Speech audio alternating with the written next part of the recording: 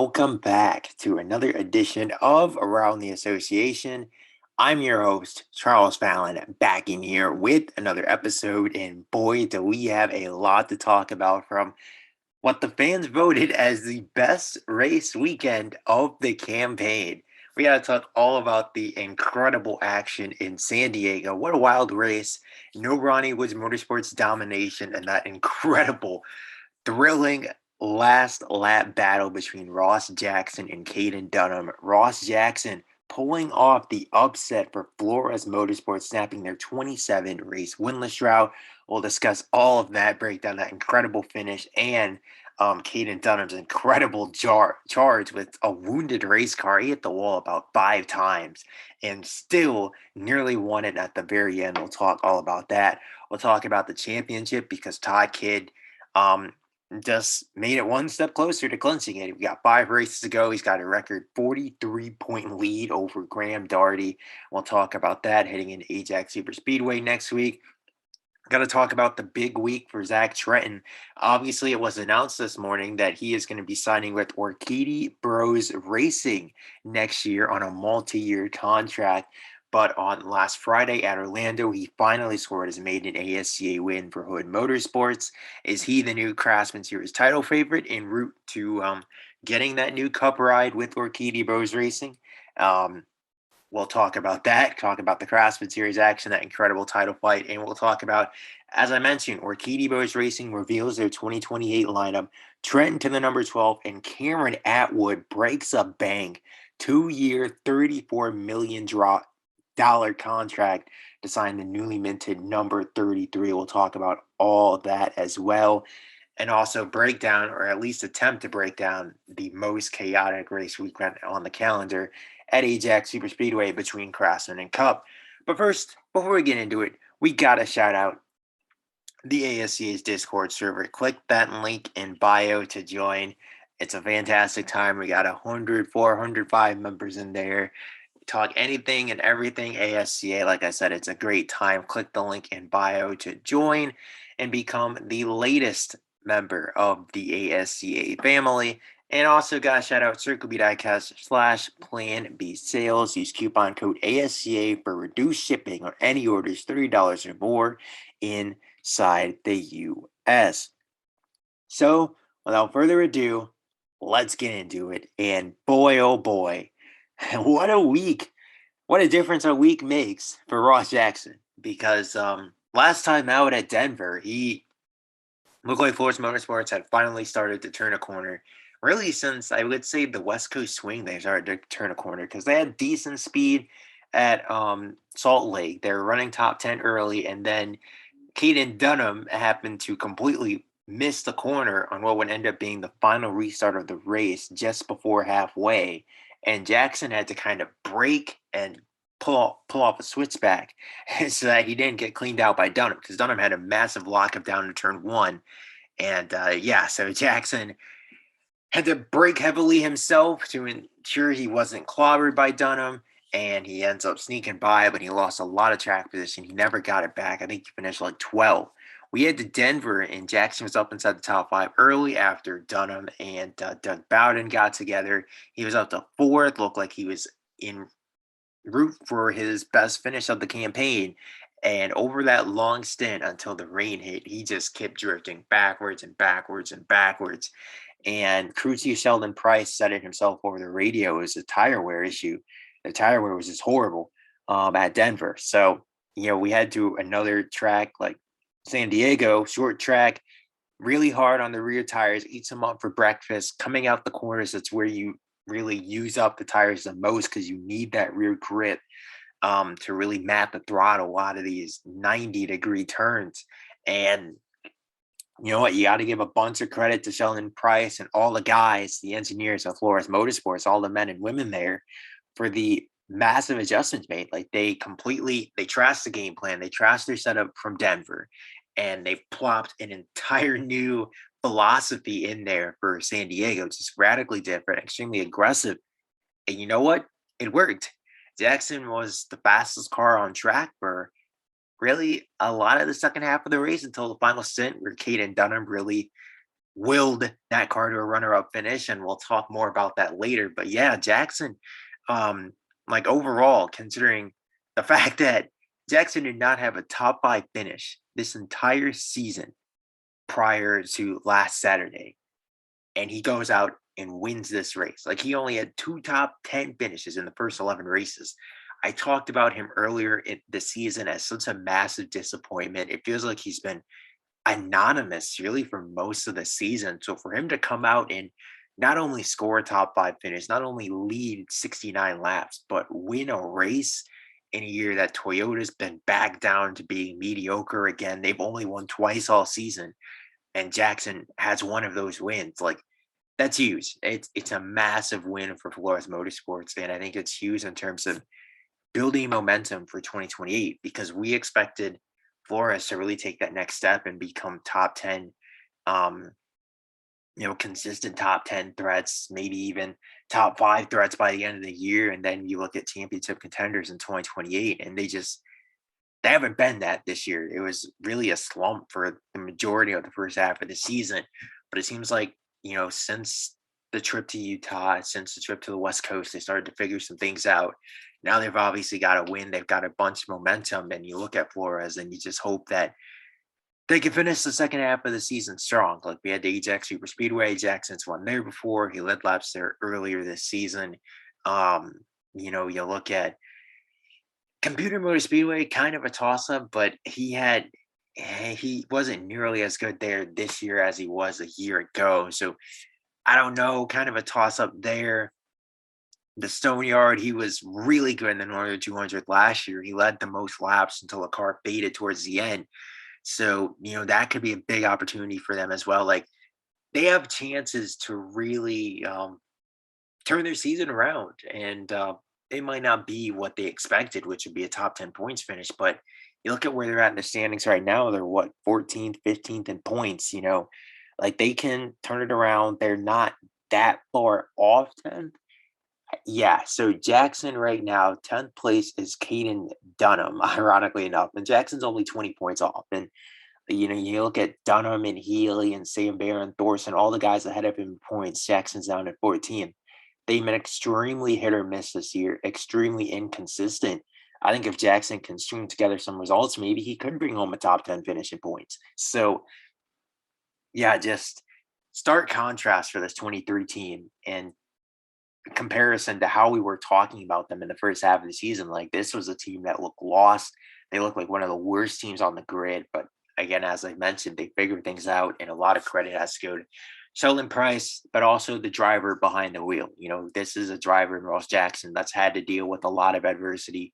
Obviously, losing his ride at Ronnie Woods Motorsports, really not knowing if his ASCA career would continue, being from a former Craftsman champion to a potential free agent out of the sport entirely.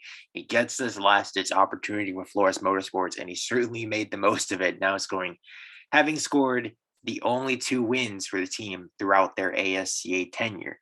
But while credit goes to where it's due in terms of Ross Jackson, and I think that we also need to talk about the incredible job Ross Jackson did not crack once under pressure because Caden Dunham put him under a ton of pressure at the end of this race, and a salute needs to go out to Jackson for sure. But honestly, for what it's worth, my driver of the day on Saturday was Caden Dunham. And again, like I mentioned, it's not to take anything away from Jackson, but Dunham, man, this kid, I keep saying it, he's transcendent. He's a generational talent. He is so good, and his skill set was on full display on that final stint where he willed a car that he hit the inside wall, he hit the outside wall, he hit drivers. He was yelling at his crew chief Rick Stevens. Those two were going at it around the halfway mark. All that, and he dropped back on the final restart. He and Jackson actually got together on the final restart, exiting turn two, because Dunham had a ridiculous restart on the outside. He had incredible restarts all day. Like Dunham's restarts were so good. Everyone thought that he was jumping them. Colin Ward accused Dunham of jumping every single restart. And it was like, no, Dunham was just getting insanely good restarts, and he had insanely quick reflexes to get the starts that he was, the launches that he did off the break. And you head to the final restart, Dunham's lined up on the outside, and he's dead even with Jackson down in turn one, which you never see. Through turns one and two, he's still dead even. Off turn two, still dead even. And then exiting the corner, Jackson just kind of Jackson tried to give him space, but also at that point in the race, we're in the second half, and it obviously did end up being the final restart. Like he had to keep his foot in it, and he did, and he stuffed Dunham into the fence, and that cost Dunham three positions, and ultimately, I would say, cost him the race. And Dunham certainly felt that way because he tried to clean out Jackson multiple times, and that's part of the thing with Dunham is just his immaturity. Because I think that if Dunham's goal at the end of the race, rather than trying to clean out Jackson and get revenge, if his goal was to actually win the race, I think he very easily could have done it. Jackson was struggling for pace. He clearly did not have the pace of Dunham on the final stint. And part of that is due to the fact that Dunham was, I don't want to say overdriving his car because clearly it wasn't. Like he was right on the limit. It's just his limit is just so much further above, I would say, anyone else's, other than I would say Todd Kidd at the moment, that Dunham was just consistently putting it right on the limit and getting the absolute most out of that race car. And Jackson didn't have any answers for it. You clearly saw it on the timesheet. So I think that if Dunham actually, if he actually, tried to win the race without cleaning out Jackson, I think he very well could have pull out some magic on the last lap. But he was just so concerned with trying to dump Jackson, and especially you saw it into turn three. He absolutely sent it in the corner trying to get to Jackson's bumper, and he missed. He locked up, went straight into the outside wall, cleaned out the right side of his own car, had a bunch of damage, and just had to limp it home and settle for second. And you can tell that Dunham is just he's so close. This is now his second runner-up finish at the Cup level, both of them being at short tracks. Like I think he's going to win a race by the end of the season. He also won pole for this race. He led the opening 81 laps. You look at on the season, he's led 227 laps. That's third most of any driver. Led more laps than Todd Kidd this season. And of course, Kidd has 4 victories, 9 top fives, and 11 top tens. And Dunham, as a rookie, has already led more laps than Kidd. Like the only thing holding him back and why he's 10th in points is the DNFs. Like he has tied for the league lead 5 DNFs this season. One time he got parked. Once he blew an engine. He had the incident with Bowden.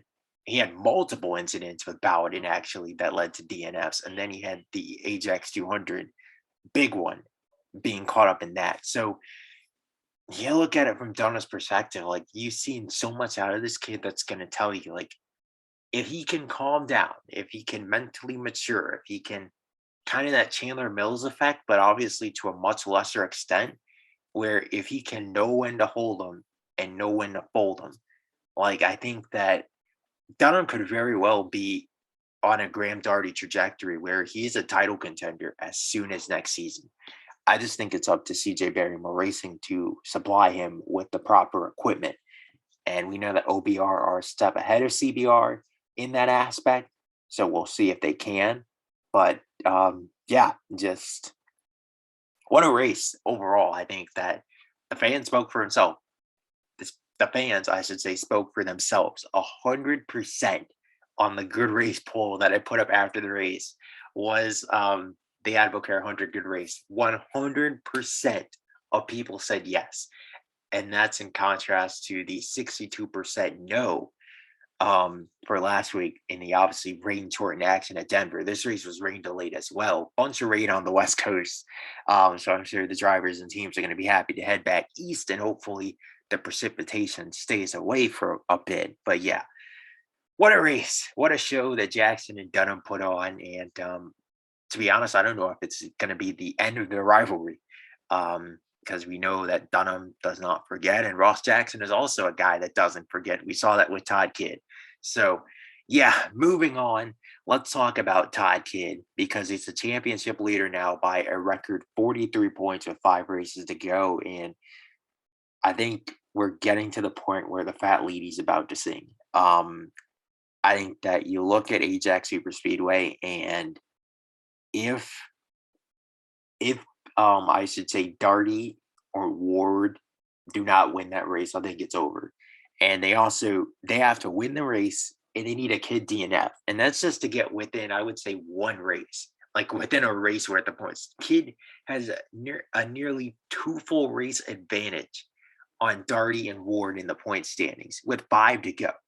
So, like, if Kid gets a solid finish and Darty or Ward do not win, or especially if he outscores Darty or Ward again, I think you can stick a fork in it, and we can make plans for him clinching the championship at not just West Virginia, but he could do it at the Stone Yard. Honestly, like, normally, when we see the title early, it's clinched in the penultimate round, but this might be one of those rare scenarios where I could very well see the championship clinched at the Stone Yard in the Northern 200. So that's how dominant Kid has been this season. And oh yeah, he won at Ajax Super Speedway earlier this season. Like, we've been over this discussion. Like, Kid is just so dominant, so good. He's had such a historic campaign, and that's even with the extra race. Like, he could very well um, break Ronnie Woods' record for the least amount of, I mean, Randall Woods' record for the least amount of points in the season throughout the modern era with the full season points format. And that would be 66 points in 16 races. Kid could very well smash that record easily. And he already has more wins than Woods did that year. He doesn't have nearly the amount of laps led, but he very well could get there. So yeah, just such a historic season for Todd Kidd, and he's well on his way to gallivanting to a second Cup Series championship that'll certainly etch his legacy in ASA lore as one of the greatest drivers of all time. And you can't take that away from him, and just the incredible talent that he's turned into. Um, let's talk Craftsman Series here, because as I mentioned, the Cup Series title fight, I think, is just about wrapped up for the season. We're not going to see any sort of a title decider unless there's some sort of a historic collapse from Todd Kidd.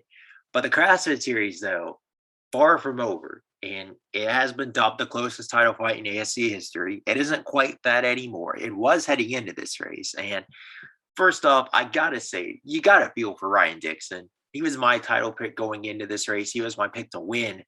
And he probably should have won this race, but unfortunately, Calvin Terriu III needs a new pair of glasses because he absolutely wiped out Dixon there. Just really idiotic on his part. Terriu, that is. Dixon was running third at the time. Terriu, a lap car. There was obviously the wreck up ahead, and it just didn't slow down in time and completely cleaned out a championship contender, which is just, yeah, you can kind of see why Snoots Enterprises decided to terminate his contract and bring in Doug Acosta to drive to number 2 for next season. But give Zach Trenton credit. He's had a lot of bad luck this season. We've seen a lot of things not particularly go his way. And I think that this championship would be looking very different if he doesn't break an axle in the StreamMyPC.com 150, and if he wins that race like he rightfully should have. Yeah, I think this championship is looking very different because I've kind of said it that it's been he and Hood who have been the best drivers all season. Dixon is not that far behind them, but that was a massive swing. Him suffering that DNF and Hood winning the race, that kind of brought everyone back into contention. And I also want to touch on Jordan Reynard because the past couple weeks have not really been a good look for him. CJ Burma Racing caught a lot of flack when they promoted him to the 17. And I think that a lot of that flack is justified because he's been anonymous. He had a golden opportunity to take full control of this championship after his runner-up finish at Utah. He had the 6-point lead on Trenton and the 12-point lead on Hood and Dixon and Moon. They are all down by double digits. And then he has the absolutely awful, abysmal race at Denver, 16th a lap down. You follow that up, to Orlando, and he finishes 7th. Just a total non-factor the entire day. Even got passed by Jack Brazier, only making a second career start. Like, you can't have that happen. And I think that you can pretty much write Reynard off as a title contender. He doesn't have the stones. He blew his golden opportunity, and he's what 7 points back, and he doesn't even have a DNF this season. So yeah, it just really disappointed in Reynard for not doing more to really assert himself as a title contender, especially considering where he was sitting in points. But you know who did? Zach Trenton. And that's why we'll talk about it in a second. This is what Orkedi Bros Racing saw in this kid. This is a Hood Motorsports team that had not won a race in over half a decade, 5 years. It's been since 2023 that they last went to victory lane with Adam Petty Jr. They have not won a race since establishing this O2 team. And Danny Bradford he was the 4-star prospect Hood Motorsports had previously before Zach Trenton stepped in, and he did essentially nothing before being rewarded with the cup ride by Tico Bowden Motorsports. Wow, what a shocker. And shockingly, he's done nothing at the cup level. But we saw from day one where Trenton took the lead in his debut in last year's season opener, led the first few laps. And, if it wasn't for Caden Dunham obviously having a historic rookie campaign and being a generational talent, like Zach Trenton ran away with second best in class, well, third best in class, because Matt Chamberlain was also a rookie, but he was also 23 years old and riding Which Motorsports equipment. Like Trenton was overshadowed quite a bit last season, more than he should have been. I think that he's always been this good, and he's always done it in inferior equipment to his competitors. So yeah, it was just super nice to see him be rewarded with finally scoring his maiden ASCA win. And I think it's going to be the first of many. Maybe not in the Craftsman Series. We'll see if he runs many more Craftsman races, because he definitely could win some if he races for the Ford Development Program next year. But yeah, he's definitely going to win races in the future, I think, at the cup level. And like I said, we'll talk about that more in a second. But let's talk about this season first. Also, shout out to Jimmy Hood. Jimmy Hood, I'm sure he was having a blast watching this race. He's got his team car finishing first. His son finishes second. You can't ask for much more than that as a team owner and a father. So shout out to Jimmy Hood. It's quite the Friday afternoon for him, to say the least. But you look forward to these last 4 races. I don't want to say that Trenton's the new title favorite, though, because Ajax Superspeedway is next. And anything can happen here. Like even Jordan Reynard, he finished runner-up at Ajax earlier in the season. Like he could respond and he could bounce back, and Dixon can still get back into this, and Will Moon, Garrett Hood could make a statement. They could win a race. Don't count out Travis Wolf as well. He's only 20 points back. So I don't think that Trenton's the runaway front running title favorite. Like, oh, it's over now. As I try and do championship statement, it's over. I don't think it's that, but I definitely do think it is a big shot across the bow to the rest of the title contenders. That hey, Trenton can finally close out the deal.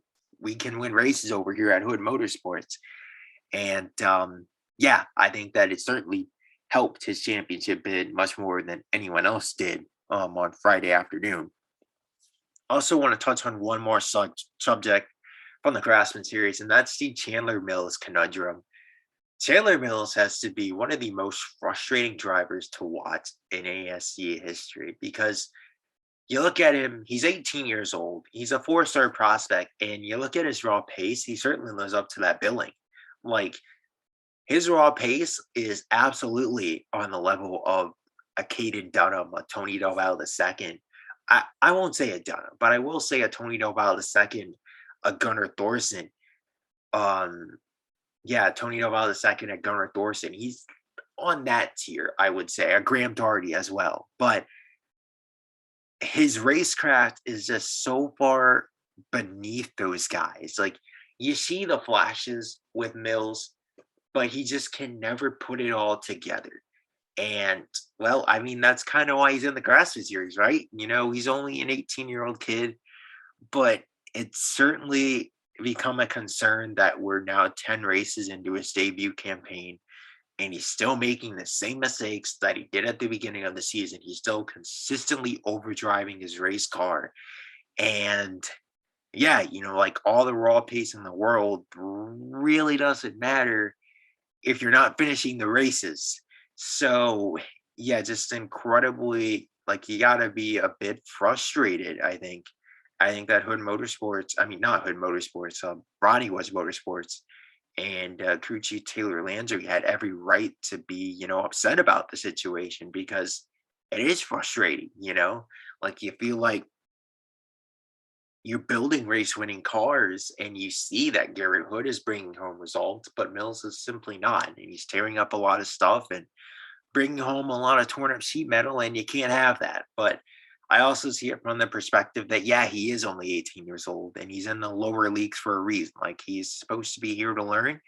You don't rush him up to the cup level because he's clearly not ready. You give him a couple more years to develop and he can iron these issues out and hopefully harness a lot more of that raw pace because I think you also have to take into account like you would much rather have a driver like Mills who is showing that he has the pace and is tearing up the equipment because he can clean up those mistakes over time rather than someone like an Andy Green who's also a four-star prospect but he's old, he's tearing up equipment and he's not performing.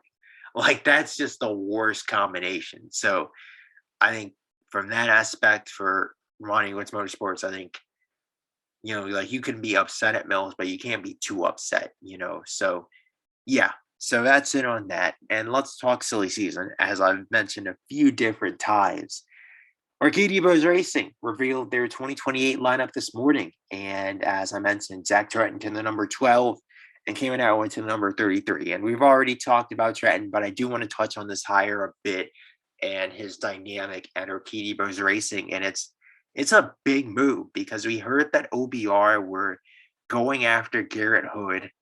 And I think that Trenton is a more polished version of Garrett Hood. I think he probably has more raw pace, I think you could say. And like I said, he has that extra year of experience. He's run 2 years with Craftsman. He's done more than Hood in inferior equipment. And that's not taking anything away from Hood because he's only a rookie. But again, Trenton was really solid last year. He's taking that next step this year, and he is the points leader with 4 races to go, potentially the Craftsman Series champion. Like, this is a really good hire for Orkedi Bros Racing, and they wanted to go for a young guy and go for a veteran here.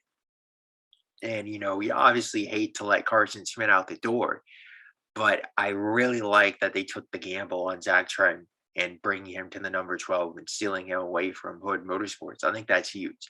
So Trenton to the 12 is big, but Cameron Atwood to the 33 is also big. And this is a really interesting hire, especially considering how much they paid him. 2 years, $34 million. That means he's making Braden Bennett money, $17 million a season for a guy who's currently 15th in points, who has been anonymous all season and has been thoroughly wiped by his rookie teammate. Now, obviously, we know the pedigree for Atwood. He's a Cup Series champion. He's won 11 Cup Series races. He's won the Windows 3. He's won the Windows 300. He's won the Northern 200. Like, he's done a lot of things. But you look at Atwood, really, I would say the past 3 seasons, he's only won 2 races in the past 3 years. Obviously 2025, you can kind of cite the equipment factor and that CBR were firmly preparing for the new regulations. 2026, okay, if you want to blame Ben Brady for the slow start, you can, but he didn't really do much. Atwood with interim crew chief Rupert Townley. And then this year, it's kind of felt like he's been mailing it in since he made that announcement he wouldn't be returning. After the season opening Ajax 200. So I don't know what to think about Atwood, to be honest with you. I don't know what to think about this hire because we've seen moments this year like Denver just a couple weeks ago where Atwood has proven that he certainly has some stuff left in the tank. But then we've also seen moments like San Diego last week where he was 16th, a lap down, and he cuts down on Ross Jackson and takes himself out of contention. We've seen a lot more of those moments, I would say, over the past 2 years than the good. And, Atwood is the same age as Todd Kidd. And you look at Todd Kidd, he's still in the prime of his career, going to be 32 years old next season. And so will Atwood. So I don't think it's fair to say that Atwood is washed. I think it is also fair to say that, yeah, he is kind of mailing it in. But is he worth $17 million at this stage of his career? I think he definitely could have gotten Carson Schmidt for much cheaper, especially considering their Diego Orkidi is throwing a fit. He wants a raise in his next contract, and I definitely see why, considering Cameron Atwood is going to be making $5 more million than Diego Orkidi next season. And look at where Orkidi is in points, and look at where Atwood is in points right now, and tell me that's fair. Like, you can understand why Diego is rightfully upset about that. So yeah, I it's a puzzling hire, to say the least. I don't hate it because, again, like I said, Atwood is a proven commodity. He's a Cup champion, Windows 300 winner. We know what he can do, but I feel like those days are behind him almost, and we haven't really seen him do that since 2024. That was really the last year. I think he finished what, top five in points? Yeah, the last year he finished top five in points was 2024. That was 3 years ago, gonna be 4 years ago heading into next year, and you look at his age now, back in 2024, he's what, 29 years old, I wanna say? Yeah, 29 years old. Now he's gonna be 32 when he makes his debut with Orkedi Bros Racing, so that's a big difference. And but yeah, I think it's worth the gamble. I just don't think it's worth the gamble for $17 million. But I mean, if there's any team that can afford that, it's Orkidi Rose Racing. So, it is what it is. I think that he's the first of the major dominoes to fall off the market. And you know what this means? Let's say Paul Bowden Racing set to announce their lineup next week. I think it's all but confirmed that um, they may have just won the Colin Ward sweepstakes, because we heard that obviously Orkidi Bros Racing were trying to get Ward. They did not do that. So I guess this is their consolation prize that came in Atwood. We know they weren't going to bring back Carson Smith. So yeah, I think that we're finally getting some closure on silly season. This is the first major domino to fall, and it really kind of sets the scene for the other two major dominoes to fall, and where Ward and Schmidt will go from here. So overall, I think it's going to be an interesting lineup for OBR. They certainly have a title contender in Darty. I think he's going to be their lead driver. I think Diego still has some left in the tank. Not much, but some. I don't know if he has another championship run left in the tank, but he's still solid at this stage of his career, even at 36 years old. At what I think is the major question mark, because I think Trenton has shown he has a lot of potential. Will he reach it right away like Graham Darty did? Will he hit the ground running? I don't think so. Like, Trenton's not a talent, I would say, that's on Darty's level, but he's solid, and we certainly know the potential is there. Atwood, I think, is the major question mark in that lineup. Like, if he can get back to his 2023 form, then yeah, you've got Darty and Atwood and Diego, and you've got Trenton developing for the 2030s and beyond. Like, this could be a really scary lineup. But if Atwood isn't good and Trenton doesn't develop, then you're just sitting with Darty carrying the team, because we know that Diego only has what, 3 to 4 more years left in him. We've already had this discussion. And even Darty, again, his contract expires at the end of next year. Have they really sorted out that drama between him and Diego enough for Darty to want a long-term contract extension? I don't know. We're gonna find out. But yeah. So that's pretty much it on Orkedi Bros Racing. And yeah, really interested to see, because now we know that St. Paul Bowden Racing's announcement is gonna come here within the next couple weeks. So that's where really the last two major dominoes of silly season are gonna fall. So things are really popping off across the ASCA landscape. Now, let's attempt to preview Ajax Superspeedway. And I say attempt because there's really no previewing this race. It's a toss up. You can throw analytics in the mix, but does that really help all that much? Um, the analytics would probably point to Todd Kidd being the favorite. But that's at the Cup level. Let's talk Craftsman Series first. And yeah, so you look at the Cup drivers in it. Andy Hayward Jr.